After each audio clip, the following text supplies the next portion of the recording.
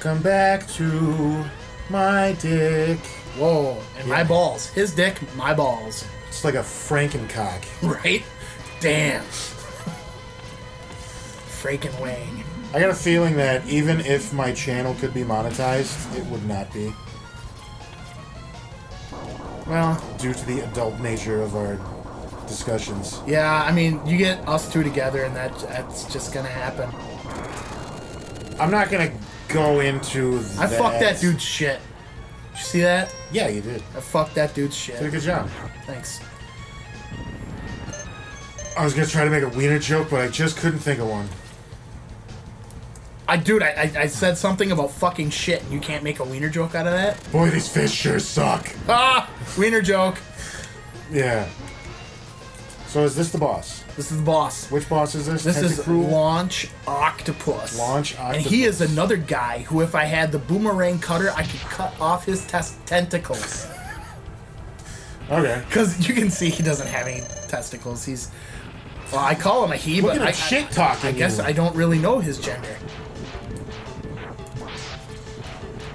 Reminds me of, his name reminds me of Launchpad McQuack. Oh, remember snap. DuckTales? I remember him more from Darkwing Duck. Launchpad McQuack. I remember his voice. What was his suit alter ego? I don't remember. I wasn't into Darkwing Duck. Oh, really? The only Darkwing Duck thing that I remember other than Darkwing Duck is he had like a niece named Gosling. And there was Robo-Duck. Like Ryan Gosling? Was it Gosling? I don't know. I feel like it Look was. at that. Pretty in pink. Pretty devastating. Oh, pink. yeah. Got you another hunter medal, son. All right. I'm going to brag about these so bad next time I have a lady over. Yes. Be like, look at my dope trophies. Yes. Right? I know, man. My wife, she came for the grilling. Stayed for the Mega Man expertise. So who's next? Next is Launchpad McQuack. Boomer Kawanger. I think. Yep, Boomer Kawanger. They made Boomer a new Kawanger. DuckTales cartoon. Really? Yeah, where they got Doctor Who playing Scrooge McDuck. Which Doctor Who? David Tennant. Okay. You into Doctor Who? I mean, I tried, and I think if I gave it another shot, I'd be into it, but I just couldn't get into it when I tried. But I wasn't How far did you get? in that headspace. Halfway through the first season that was on Netflix. With Christopher Eccleston. The dude from Thor, the really crappy. Oh, Lost yeah, Dark Elf. that's who I'm talking about. He also played John Lennon in a John Lennon movie. Really? Yeah, you see his wiener. Really? Yeah. He is uncircumcised. Well, Because they recreated the Two Virgins cover. two Album. versions cover. The Two Virgins album Two cover. virgins. Yeah, that The was... White Album? Yeah.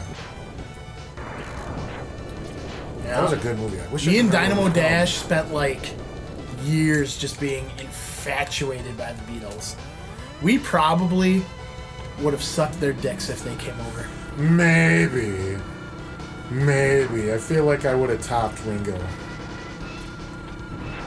Maybe? Because he's the fun one. Yeah. But yeah, I watched a ton of Beatles movies, and that was one of the good ones. Which What one? the hell was it called? The one where you suck their dicks? Yeah.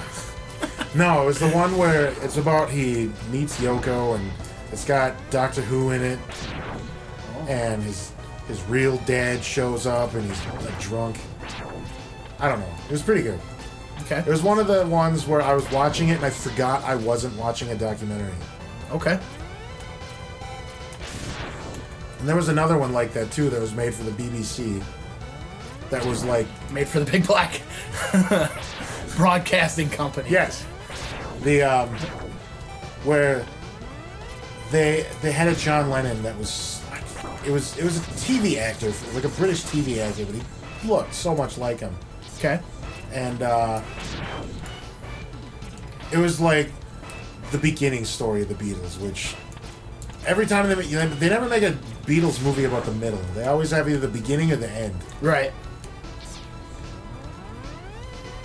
You want to see something wacky? I don't know if I'm going to be able to pull this off. You cannot.